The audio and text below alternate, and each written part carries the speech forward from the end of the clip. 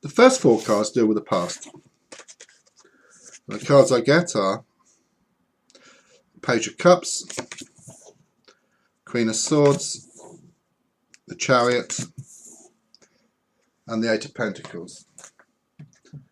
The Queen of Swords represents you or someone around you, and represents a cold and hard woman who is very domineering and expects respect. Around this woman, the Chariot card is all about movement and change, and can represent a trip, house movement, or a change in a spiritual or emotional sense. The black and white sphinxes shown on the card talk of being pulled two ways and trying to balance things up, and also indicates friction around the situation. The page shows a woman on the seashore holding a cup with a fish poking its head out. Pages are very much the student card and about learning, and since the card is a cup, the learning is in an emotional sense. With the Queen, there's a feeling of having to toughen up emotionally. The fish in the cup gives me fish out of water, and this talks about the situation being uncomfortable for you, but the overall feeling is what won't kill you will make you stronger. The Eight of Pentacles shows a man sitting down inscribing a pentacle with a star, and next to him are 6 pentacles already worked on going up the trunk of a tree. The card reflects the hard work and effort that you've been putting into this situation, and 6 of 6 pentacles already worked on form a ladder up a tree. This suggests that the hard work and effort will take you to a better place. The next 3 cards deal with the present.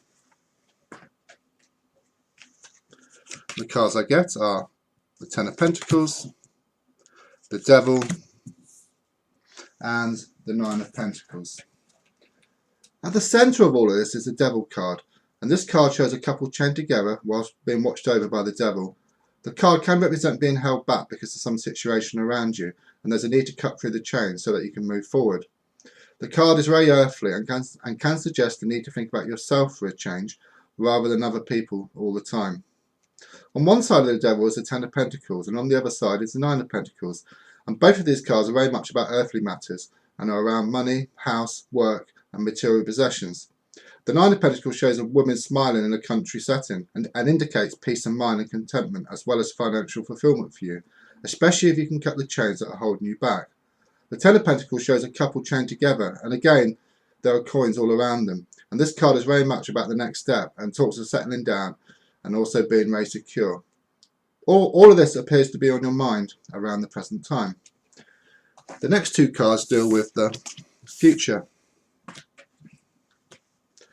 The cards I get are the Page of Swords and the Knight of Pentacles.